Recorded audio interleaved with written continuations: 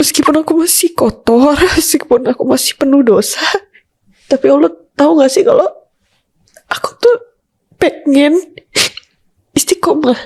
Saya difitnah, Allah angkat derajat saya. Allah baik banget dan saya rasakan itu. Saya belajar pelan-pelan, lalu saya merasakan kedamaian, ketenangan, Masya Allah sekali. Apa sih yang mau kita cari? Sebenarnya apa sih yang mau dikejar di dunia ini?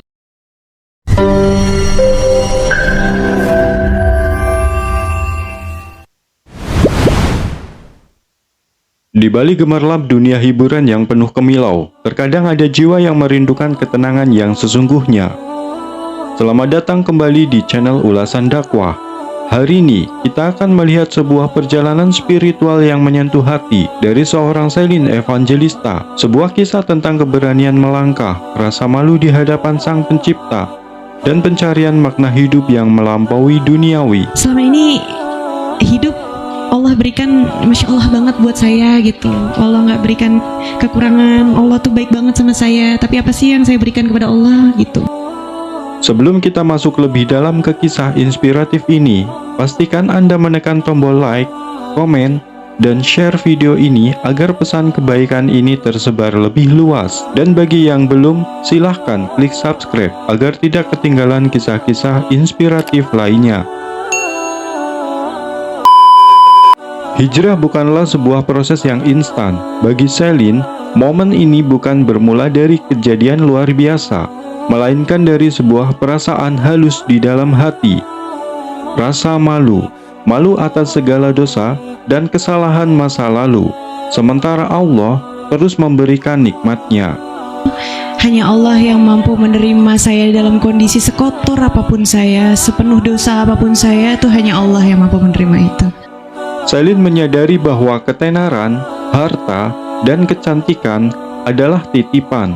Titik baliknya terjadi ketika ia menyadari bahwa hanya kepada Allah lah dia bisa benar-benar bersandar tanpa merasa dihakimi. Dunia Selin mungkin tidak berubah secara fisik.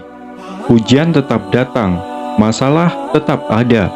Namun yang berubah adalah sudut pandangnya. Dia mulai melihat ujian sebagai bentuk kasih sayang Allah agar dia bersujud lebih lama. Kadang-kadang tidak nyaman Mbak dilihat orang atau jadi pusat perhatian tuh buat diri saya malu gitu Mbak kadang-kadang. Jadi saya hidup 30 tahun lebih itu sudah dengan, maaf ya, sebelumnya pakai pakaian terbuka, rambut udah gayanya ini itu. Saya hidup di dunia ini kan kalau katanya kita hanya 60 tahun ya, selebihnya itu bonus. Jadi saya pengen di sisa-sisa saya ini pengen apa ya, mencoba ke arah yang lebih baik Mbak, pengen belajar lebih baik lagi. Insya Allah sih sampai sekarang saya sangat nyaman dengan kondisi tertutup, sangat nyaman dibanding sebelumnya. Dengan baju terbuka orang melihat saya mungkin gimana gitu ya, cantik, tapi mungkin ada menimbulkan syahwat gitu ya Mbak ya. Mohon maaf kalau saya salah bicara, cuman itu yang membuat saya nggak nyaman sebenarnya. Namun, perjalanan ini bukan tanpa tantangan. Lingkungan entertain yang glamor dan pandangan miring dari luar menjadi ujian istiqomah baginya. Selin memilih untuk lebih banyak diam, menjaga privasi, dan mengurangi aktivitas yang kurang berfaedah demi menjaga niatnya. Menariknya, Selin mengaku masih terus belajar. Dia tidak merasa sudah sempurna. Dari belajar sholat wajib yang awalnya harus melihat teks, hingga rutin menghadiri kajian, dia menjalani prosesnya setahap demi setahap. Insya Allah saya memulai pada saat itu berusaha untuk sholat wajibnya aja dulu saya sempurnakan waktu itu. Saya berusaha sholat wajib 5 waktu dulu Bu, saya belajar pelan-pelan. Lalu saya merasakan kedamaian, ketenangan, Masya Allah sekali. Saya berusaha belajar lagi untuk mengikuti ajaran-ajaran dan sunnah-sunnah yang diajarkan.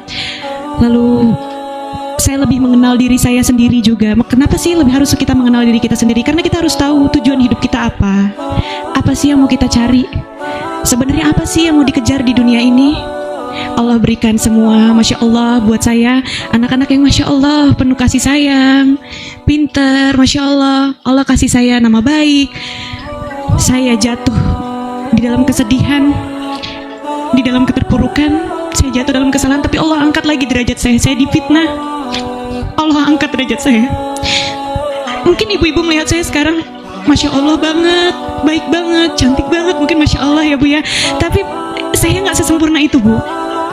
Tapi Allah tutupi itu semua. Allah baik banget dan saya rasakan itu. Karena Allah mau saya dilihat orang sangat baik. Makanya kenapa kok saya dari dalam diri saya nggak mau berubah lebih baik. Allah aja mau menutupi saya sebegitu indahnya, sebegitu baiknya. Maka saya juga harus berusaha untuk memperbaiki diri saya dari dalam, insya Allah. Itu akan lebih, kalau kita baik insya Allah itu wangi ya Bu ya untuk orang-orang sekitar, insya Allah. Prinsipnya kini sederhana.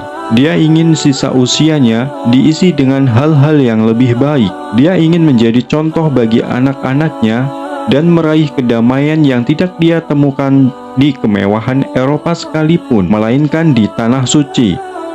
Salah satu momen paling menyentuh dalam hidup perjalanan ini adalah peran anak-anaknya. Ternyata hidayah bisa datang melalui kepolosan seorang anak. Selin bercerita bagaimana anaknya tiba-tiba menegurnya saat dia belum sepenuhnya menutup rambut. Mami, aku ngeliatin rambut aku ngeliatin rambut aku, dia tuh langsung, Mami, rambut kamu jangan kelihatan, rambut kamu jangan kelihatan. Aku juga nggak tahu itu kenapa. Anaknya bahkan memintanya kembali ke kamar jika tidak mengenakan hijab. Teguran tulus dari darah dagingnya sendiri itulah yang menjadi penguat bagi Selin bahwa jalan yang dia ambil adalah benar, bukan hanya untuk dirinya, tapi untuk lingkungan keluarganya. Sekarang aku pernah bercandain anak aku. Aku kan lagi tertutup banget nih ya, dan aku punya baju yang sebelumnya, baju-baju yang dulu tuh yang kebuka-kebuka. Terus aku ganti nih pura-pura. Aku curly rambut, terus aku ganti di dalam rumah. Aku ganti baju dress yang kebuka gitu. Habis gitu aku pakai lipstick merah. Ini bercandain anak aku doang di dalam rumah. Terus aku kayak, Mami pergi dulu ya, bye-bye. No. Kisah Selin Evangelista mengingatkan kita bahwa hidayah harus dijemput, bukan ditunggu. Bahwa tidak ada kata terlambat untuk bertaubat selama napas masih berhembus. Karena pada akhirnya kita lahir tanpa membawa apa-apa dan akan kembali hanya dengan membawa amal. Ya Allah, jangan pernah tinggalkan saya dan jangan biarkan saya selangkah pun pergi meninggalkan Allah. Semoga video ini memberikan inspirasi dan ketenangan bagi kita semua. Jangan lupa untuk berikan pendapat Anda di kolom komentar di bawah. Jika video ini bermanfaat, silakan klik like, share, dan pastikan Anda sudah subscribe untuk mendukung channel ini terus berbagi konten positif. Terima kasih telah menonton, sampai jumpa di video berikutnya. Wassalamualaikum warahmatullahi wabarakatuh.